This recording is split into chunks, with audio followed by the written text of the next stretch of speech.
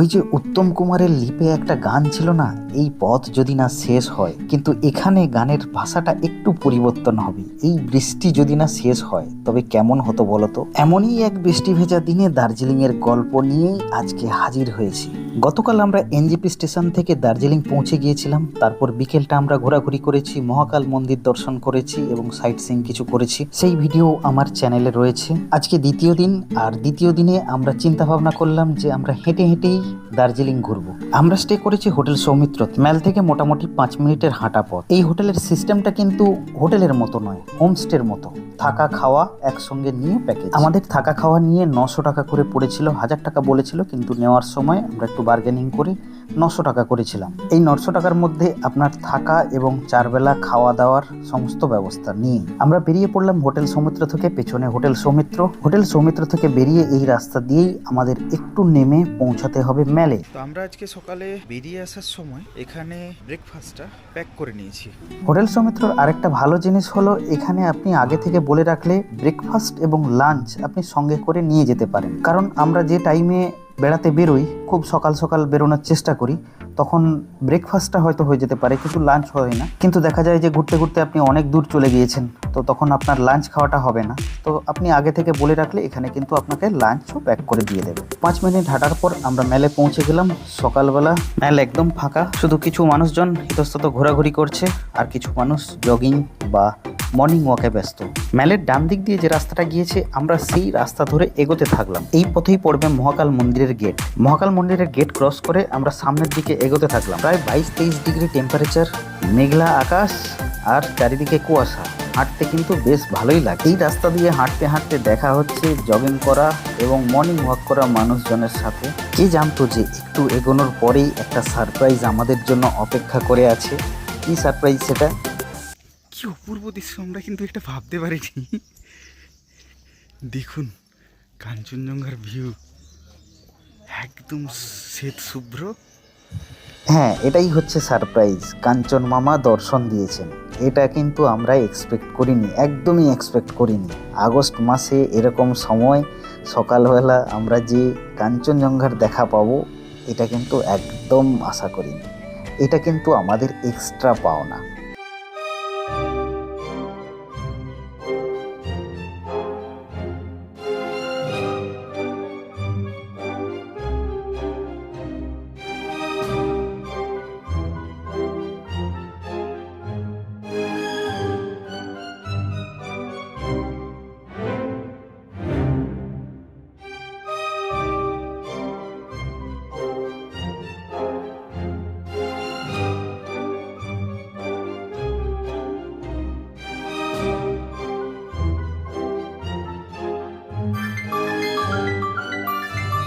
যে দৃশ্য আমরা দেখলাম তা চোখের তৃষ্ণা নিবারণের জন্য যথেষ্ট ছিল।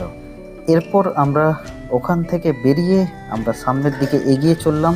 আমাদের নেক্সট গন্তব্য নাইটিঙ্গেল পার্ক। নাইটিঙ্গেল পার্কে যেতে গেলে একটু ওপরে উঠতে হয়, কিন্তু রাস্তাটা দুর্দান্ত। অ্যাডভেঞ্চার মুভির থেকেও কিন্তু কম কিছু নয়। শুধু একবার তাকিয়ে দেখুন, কুয়াশা না মেঘে পুরো আচ্ছন্ন জঙ্গলটা, তার মাঝখান দিয়ে রাস্তা। দেখে যেন মনে হচ্ছে কোনো একটা হরর মুভির সেটআপ। এর মাঝখান দিয়েই একটা অ্যাডভেঞ্চার অভিজ্ঞতা নিতে নিতে আমরা আস্তে আস্তে পৌঁছে যাচ্ছি নাইটিঙ্গেল পার্কের দিকে। সত্যি অসাধারণ একটা দৃশ্য। নাইটিঙ্গেল পার্ক তো আমরা পৌঁছেই গেলাম, কিন্তু গিয়ে হতাশার সম্মুখীন হলাম। নাইটিঙ্গেল পার্ক খোলে 9টার পর, আমরা তার অন্তত 15-20 মিনিট আগেই পৌঁছে গিয়েছি। 9 बजे खुलता है। अभी तो पास वाले जो पास है एक्सरसाइज करने वाली योगा करने वाली पास वाले खाली कर रहे हैं। अच्छा अच्छा आप 9 बजे से अच्छा अच्छा आपको 9 बजे से लेके आपको नहीं छोड़ सकते, कैमरा लगा हुआ है। अच्छा ठीक है, 15 मिनट वेट कर लीजिए। 15 मिनट अच्छा अच्छा 15 मिनट वेट कर लीजिए, छोड़ देंगे। ठीक है, ठीक है। कैमरा लगा हुआ है ना। ওকে ওকে ঠিক আছে। সকাল 9টার সময় এখানে পার্ক খোলে, আমরা একটু আগেই চলে এসেছি, আধ ঘন্টা আগে। তো এখানে এই সময় ঢুকতে দেওয়া যাবে না, কারণ এই সময় শুধুমাত্র অ্যালাউ রয়েছে যাদের জগিং করার জন্য পাস রয়েছে, তাদেরই অ্যালাউ রয়েছে। আর বাকি কারো কিন্তু এখনও ট্যুরিস্টদের জন্য কিন্তু অ্যালাউ নয়।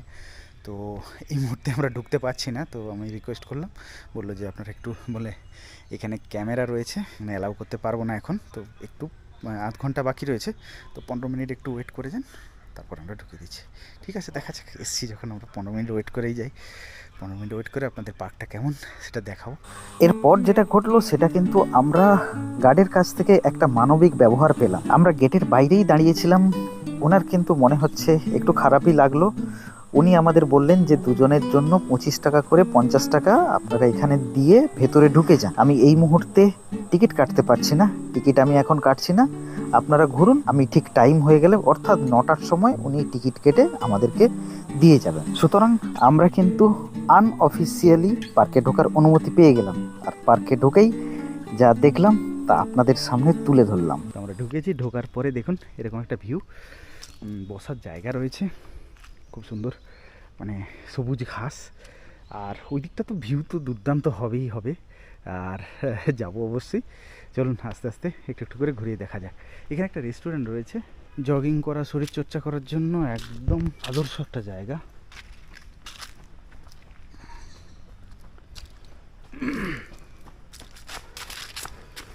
সবাই জগিং করছে, অনেক জগিং করা প্রায় শেষ হয়ে গিয়েছে, কারণ 9টার সময় পাবলিকের জন্য খুলে যায়, তার আগে কিন্তু সবাই জগিংয়ের সেরে বেরিয়ে চলে গেছে। বসার জায়গা কিন্তু অনেক রয়েছে, এখানে কিন্তু বসে অনেকটা টাইম স্পেন্ড করতে পারেন। কিছু ফুল রয়েছে, এই ফুলের নাম আমি জানি না, আপনারা যদি কেউ জেনে থাকেন জানাবেন। ভালো, ফুলগুলো কিন্তু দেখতে সুন্দর। এটা কিন্তু একদম টপে, তো এখান থেকে কিন্তু ভিউটা অসাধারণ লাগবে, কিন্তু এখন পুরো মেঘাচ্ছন্ন, কোনো ভিউ নেই। ভিউ নেই যখন আস্তে আস্তে এগিয়ে দিয়ে যাই সামনের দিকে। এই জায়গাটা যেহেতু একটা টপ পজিশনে, সেহেতু এখান থেকে কিন্তু চারদিকের একটা 360 ডিগ্রি ভিউ কিন্তু খুব সুন্দর পাওয়া যায়, সাথে কাঞ্চনজঙ্ঘারও একটা ভালো দৃশ্য এখান থেকে দেখতে পাওয়া যায়। এটা পার্কের মানুষজনের মুখেই শুনলাম, তাই কাঞ্চন মামাকে দেখার লোভটা কিন্তু সামলাতে পারছিলাম না, যদি এখান থেকে কাঞ্চন মামার দেখা মেলে। কিন্তু হতাশ হলাম, কোথা থেকে একরাশ মেঘ এসে আমাদের আশায় জল ঢেলে দিয়ে চলে গেল না, রয়েই গেল। চারিদিকটা দেখুন মেঘাচ্ছন্ন হয়ে গেল, যেন এক কোনো ভৌতিক সিনেমার সেটআপটা বানিয়ে দিয়ে চলে গেল। অগত্যা কি আর করা যাবে, ভবিতব্যকে তো মেনেই নিতে হবে। পার্কের মধ্যে নাম না জানা ফুল ও অন্যান্য অর্নামেন্টাল গাছ দেখতে দেখতে আমরা পার্কটাকে চক্কর দিতে থাকলাম। কিছুটা এগোনোর পরে কিন্তু আমরা একটা গ্রিন হাউস দেখতে পেলাম, আর গ্রিন হাউসের মধ্যে রয়েছে বিভিন্ন প্রকার ফুল এবং অর্কিডের গাছ। আমরা কিন্তু ভেতরে ঢোকার অনুমতি পেলাম না, বাইরে থেকে বন্ধই ছিল, তাই বাইরে থেকে যতটা দেখা যায় কাঁচের মধ্যে দিয়ে দেখলাম, দেখে আবার সামনের দিকে এগিয়ে চললাম। তবে কাঞ্চন মামার দেখা না পেলেও পার্কটাতে ঘুরতে কিন্তু খুবই ভালো লাগছিল, এটা কিন্তু একদম সত্যি কথা, খুবই সুন্দর লাগছিল। একটা আলো আঁধারি মায়াবী পরিবেশ, তার মাঝে এইসব নাম না জানা কত ফুলের গাছ, তার মধ্যে দিয়ে হাঁটতে খুবই ভালো লাগছিল। দারুণ দারুণ একটা জায়গা, একদম নির্জন নিস্তব্ধ, কেউ কোথাও নেই, শুধুমাত্র পার্কের মধ্যে আমরা দুজনেই ছিলাম, আর কেউ ছিল না। সেই একাকিত্বটা কিন্তু আমরা খুব এনজয় করেছিলাম। আর একটু সামনের দিকে যেতেই চোখে পড়লো ওপরে একটা মন্দির, কিছুটা সিঁড়ি ভেঙে উপরে উঠতে হবে, আর ডান দিকে এরকম একটা পুকুর, আবার পুকুরের মাঝখান দিয়ে একটা সাঁকোও রয়েছে। দারুণ লাগছিল, দারুণ দুর্দান্ত পরিবেশ, কিন্তু মেনটেনটা খুব ভালো রাখা হয়নি, এটাই আমার কাছে একটু খারাপ লেগেছে। এটা কিন্তু আরও সুন্দর পরিচ্ছন্ন করে কিন্তু রাখা দরকার ছিল। মন্দির দর্শন করতে আমরা সিঁড়ি বেয়ে ওপরের দিকে উঠতে থাকলাম, খুব বেশি উঁচুতে নয়, কিছুটা মাত্র কয়েকটা সিঁড়ি উপরে উঠলেই মন্দিরের দর্শন পাবো। মন্দির চত্বরে আসার পরে এরকম একটা দৃশ্য দেখতে পেলাম, মন্দিরের ওপরে রয়েছে মহাদেবের একটা মূর্তি, একটা বেশ বড় রকম মূর্তি, আর ভেতরে রয়েছে শিবলিঙ্গ। মহাদেবের দর্শন তো হয়েই গেল, মহাদেবের দর্শন করার পরে এবার নাইটিঙ্গেল পার্ককে বিদায় জানানোর পালা। চারিদিকের দৃশ্য উপভোগ করতে করতে গুটি গুটি পায়ে এগোতে থাকলাম। যেদিক দিয়ে আমরা ঢুকেছিলাম সেদিক দিয়ে না গিয়ে তার উল্টো দিকের রাস্তা দিয়ে আমরা বেরোবার পথ খুঁজতে লাগলাম। এই দিকের রাস্তাটা ধরে এগোতে এগোতে কিন্তু আমরা বেরোবার রাস্তা পেয়ে গেলাম, কারণ এখানে জিজ্ঞাসা করার মতো কেউ ছিল না, আমরা দুজন ছাড়া পার্কের মধ্যে কিন্তু কেউই নেই। আমরা এই দিক দিয়ে বেরিয়ে যাব। আর হ্যাঁ, আরেকটা জিনিস আপনাদের দেখানো হয়নি, নাইটিঙ্গেল পার্কের মধ্যে একটা শশা গাছ দেখেছিলাম। এটা কি জাতের শশা আমি জানি না, একটাও শশা ছিল না, কারণ অলরেডি কেউ তুলে নিয়ে গেছে। আর একটাই গাছ, এত বড় ঝাঁকড়া, এইভাবে একটা গাছকে বেষ্টিত হয়ে পুরো ঢেকে আছে, আর প্রচুর ফুল আসছে। এরকম শশা গাছ কিন্তু আমি জীবনে কখনো দেখিনি। এটা কিন্তু শশা গাছ নয়, এটা একটা অর্নামেন্টাল গাছের মতোই লাগছে। এই দেখুন, এখান থেকে শশা ভেঙে নিয়ে গেছে, প্রচুর ফুল আসছে। এরকম গাছ কিন্তু আমি কোনোদিনই চোখে দেখিনি। এটা দেখে কিন্তু খুবই ভালো লাগছিল, একটা নতুন রকম অভিজ্ঞতা। ক্যামেরাটা অন করতে বাধ্য হলাম শুধু পরিবেশটা এই সময় দেখানোর জন্য। পুরো একদম কুয়াশা, মেঘে ঢাকা। বৃষ্টি কিন্তু পড়ছে না, কিন্তু পুরো একদম মেঘে ঢাকা, কুয়াশাচ্ছন্ন। রাস্তার ভিজিবিলিটি একদম প্রায় 0 বললেই চলে। আস্তে আস্তে আমরা এই পার্ক থেকে বেরিয়ে যাচ্ছি। আর আপনারা ক্যামেরাতে শুনতে পাচ্ছেন না, মাইক্রোফোনে শোনা যাচ্ছে কিনা জানি না, এরকম একটা কিসের ডাক জানি না। ঝিঝি পোকা যেমন হয়, ঝিঝি পোকার ডাক এরকম নয়, আরও তীব্র ডাক, চিঁচি চিঁচি আওয়াজ হচ্ছে। মানে এরা ভেবেছে হয়তো অন্ধকার হয়ে। সত্যি বলছি, এরকম অজানা ঝিঁঝি পোকার ডাক আর এরকম একটা পরিবেশে এই পথ দিয়ে একা একা হাঁটতে কিন্তু গা ছমছমে লাগছিল। সত্যিই মনে হচ্ছিল যেন একটা ভুতুড়ে পরিবেশ। শুধু একবার এনজয় করুন, কত রোমাঞ্চকর একটা পরিবেশ।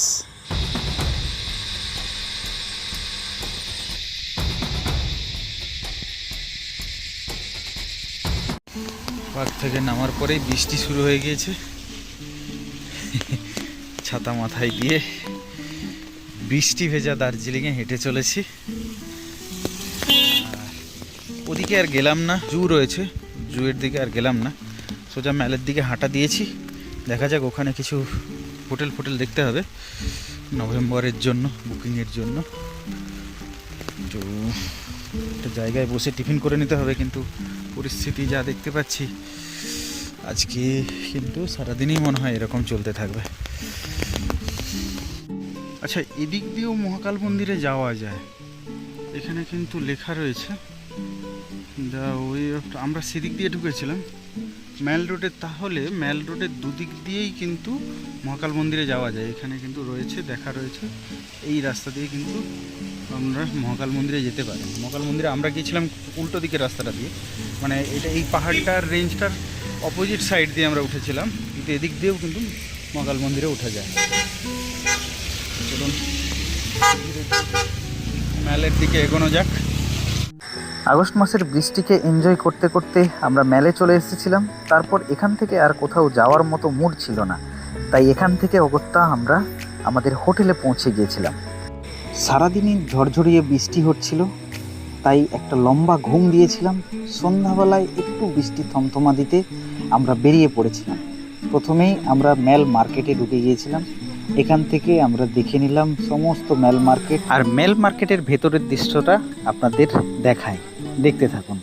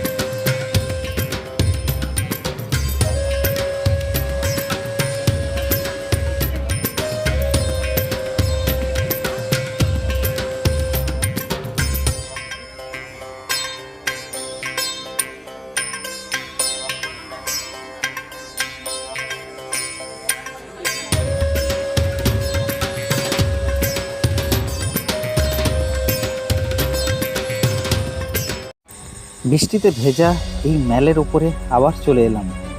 এইখানে কিন্তু রাত্রিবেলা এই কুয়াশাচ্ছন্ন বা মেঘাচ্ছন্ন যাই বলতে পারেন, এই পরিবেশটা কিন্তু খুব এনজয় করছিলাম, দারুণ লাগছিল। আমাদের তো যেতেই ইচ্ছে করছিল না, অনেকটা সময় এখানেই কাটিয়ে দিয়েছিলাম, কিভাবে বুঝতেই পারিনি।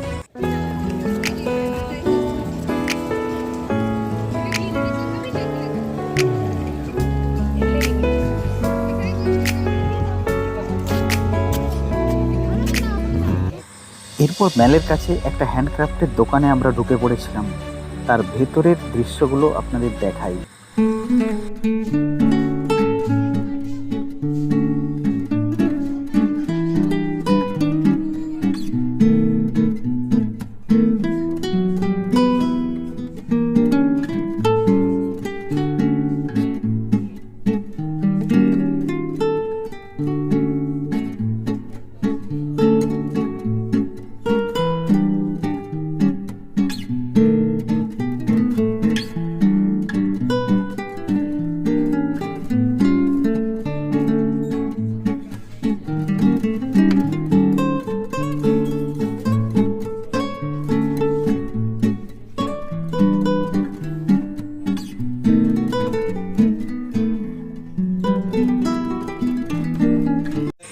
ম্যাল থেকে বেরিয়ে হোটেল যাওয়ার পথে ডান দিকে পড়লো তাজ বেকারি, তাই একটু ঢুকে পড়লাম।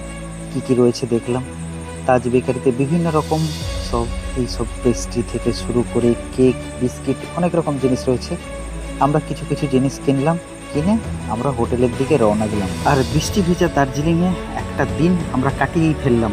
পুরো দিনটা খুব এনজয় করেছি, খুবই ভালো লেগেছে। এরকম একটা অভিজ্ঞতা আমাদের কাছে নতুন ছিল। তাই আজ এই পর্যন্তই, আজকের ব্লগটা এখানে শেষ করছি। পরের ভিডিওতে আবার দেখা হবে। ততক্ষণ পর্যন্ত সবাই ভালো থাকুন, সুস্থ থাকুন। জয় হিন্দ, জয় ভারত। আরেকটা জিনিস, ভিডিও যদি ভালো লেগে থাকে আর কিচ্ছু দরকার নেই, কিচ্ছু করতে হবে না। ব্যাগপত্র গুছিয়ে নিয়ে আমার মতো বেরিয়ে পড়ুন অজানাকে জানার সন্ধানে।